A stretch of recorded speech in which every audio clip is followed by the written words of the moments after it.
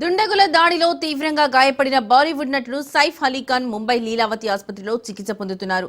6 చోట్ల తీవ్ర గాయాలు కాగా సైఫ్ అలీఖాన్ కు వైద్యులు సర్జరీ చేస్తున్నారు. సర్జరీ తర్వాతే సైఫ్ ఆరోగ్య పరిస్థితిపై క్లారిటీ ఇచ్చే అవకాశం ఉంది.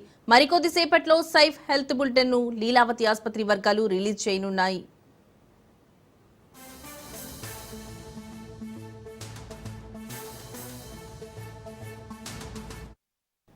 ఇక మరోవైపు దాడి చేసిందెవరో కనిపెట్టే ప్రయత్నంలో పోలీసులు నిమగ్నమయ్యారు. ఇంట్లో దొంగతనం చేస్తుండగా సైఫ్ అడ్డుకోవడంతో దుండగుడు కత్తితో దాడికి దిగాడు. సైఫ్ అలీఖాన్ కు దుండగుడికి మధ్య తోపులాట ఘర్షణ తలెత్తింది. తప్పించుకునే క్రమంలో సైఫ్ పై దాడి చేశారు.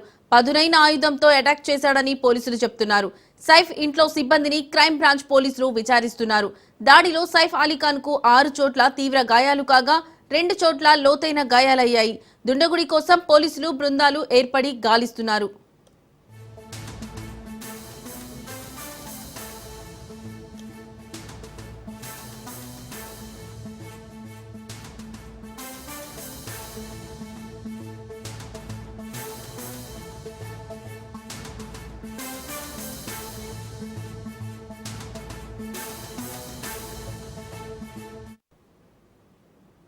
దుండగుల దాడిలో తీవ్రంగా గాయపడిన బాలీవుడ్ నటుడు సైఫ్ అలీఖాన్ ముంబై లీలావతి ఆసుపత్రిలో చికిత్స పొందుతున్నారు.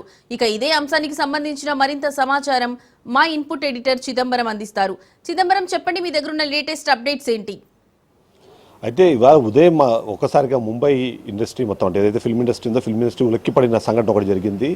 సైఫ్ అలీఖాన్ మీద కత్తితో దాడి చేశారు. దాదాపుగా 6 చోట్ల తనని గాయపరిచిన నేపథ్యంలో 2 గాయాలు చాలా లోతుగా దిగాయి. అది అందులో ఒకటి వెన్నుముకకు దగ్గరగా, మరొకటి మెడకు దగ్గరగా జరగడం అన్నది ఈ 2 విషయాలకు సంబంధించి ఆ ఇన్ఫర్మేషన్ బయటకు రాగానే ప్రతి ఒక్కరు ఉలిక్కిపడి చూసిన పరిస్థితి. ఎందుకంటే వెన్నుముకకు ఒకవేళ గాయం అయితే ఆయన నడవలేని పరిస్థితి ఏర్పడుతుంది. మెడ గాయం అన్నది ఖచ్చితంగా ప్రాణాలు కోల్పోయే సిచ్యువేషన్ ఉంటుంది. అసలు ఎందుకు జరిగింది ఇదంతా మొత్తం అన్న దాని మీద ఇప్పటికే ముంబై క్రైమ్ బ్రాంచ్ దానిపైన దర్యాప్తును ప్రారంభించింది. దర్యాప్తును ప్రారంభించినప్పుడు కొన్ని కీలకమైన అంశాలు వెలుగులోకి వచ్చి అందులో ముఖ్యంగా చూస్తే మాత్రము దాదాపుగా అంటే తెల్లవారుజామున 2 గంటల తర్వాత ఈ ఘటన జరిగింది అని అనుమానం వ్యక్తం చేస్తున్న నేపథ్యంలో 2 గంటల పాటు ఉన్న మొత్తం సీసీటీవీ ఫుటేజ్ని ఇప్పటికే ముంబై క్రైమ్ బ్రాంచ్ దాన్ని నిశ్చితంగా పరిశీలించిన నేపథ్యంలో బయట నుంచి ఎవరు లోపలికి రాలేదు అన్న ఒక కన్క్లూజన్కి వచ్చినట్టుగా మనకు సమాచారం ఉంది. దాని ప్రకారం చూస్తే మాత్రం కేవలం ఇంట్లో ఉన్న వ్యక్తే దాన్ని అంటే దానికి పాల్పడ్డారన్న ఒక అనుమానం కూడా ఉంది. అందులో ముఖ్యంగా దొంగతనానికి వచ్చిన వ్యక్తి అంటే దొంగతనం ఏదైతే చేసిందో ప్రయత్నించిన వ్యక్తే ఈ ఘటనకు పాల్పడినట్టుగా అనుమానం వ్యక్తం చేస్తున్న నేపథ్యంలో ముఖ్యంగా చూస్తే మాత్రం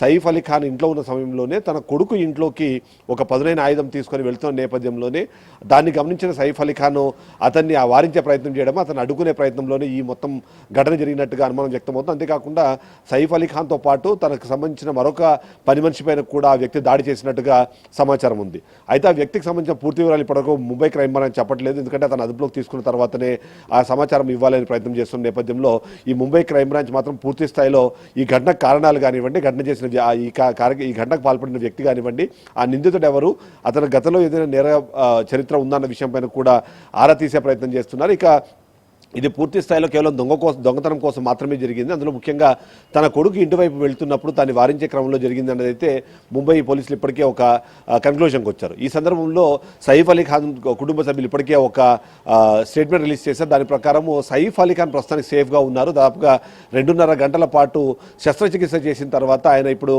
అవుట్ ఆఫ్ డేంజర్లో ఉన్నారని డాక్టర్లు ఇప్పటికే చెప్పినట్టుగా సమాచారం ఇస్తున్నారు. అంతేకాకుండా ప్రతి ఒక్కరూ కొద్దిగా పేషెన్స్తో ఉండాలి అని కూడా అందరినీ కోరిన పరిస్థితి ఉంది. ఎందుకంటే ఓవైపు తన అభిమానులు కానివ్వండి, లేకపోతే ముంబైకి సంబంధించిన అభిమానులు, తనకు సంబంధించిన నిర్మాతలు, డైరెక్టర్స్ అందరూ కూడా కొద్దిగా అంటే ఆందోళన వ్యక్తమవుతున్న నేపథ్యంలో అందరూ పేషెంట్గా ఉండండి, అతనికి ప్రాణాపాయం ఏమీ లేదు అనే విషయాన్ని అయితే చెప్పే ప్రయత్నం చేస్తారు. దీనికి సంబంధించి డాక్టర్ నీరజ్ కూడా మరి కాసేపట్లోనే ఏదైతే సిఓఓగా ఉన్నారో లీలావతి హాస్పిటల్ సంబంధించి తను కూడా ఒక హెల్త్ బులెటిన్ రిలీజ్ చేయబోతున్నామంటే ఇప్పటికే ప్రకటించారు. ఆ హెల్త్ బులెటిన్లో అతనికి సంబంధించిన గాయాలు ఏమయ్యాయి, ఎంతసేపు జరిగిందన్న విషయాన్ని గురించి చెప్పే ప్రయత్నం చేస్తారు అన్నది ఇప్పటికే ఒక ప్రకటన విడుదల చేశారు.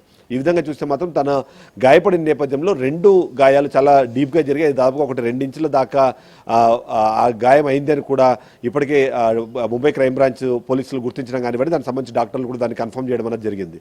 ఓవరాల్గా చూస్తే మాత్రం ఇది ఒక అంటే ఎవరు అనుకోని ఊహించని ఘటనగా మనం చూడాలి. అంతేకాకుండా దీనికి సంబంధించి బాలీవుడ్తో పాటు ఇటు టాలీవుడ్ నటులు కూడా ఆయన త్వరగా కోలుకోవాలని కూడా దేవుని ప్రార్థిస్తున్నట్టుగా ఒకటి మెగాస్టార్ చిరంజీవి కానివ్వండి, అలాగే జూనియర్ ఎన్టీఆర్ కూడా దీనికి సంబంధించి స్పందించిన పరిస్థితి మనకు కనిపిస్తుంది.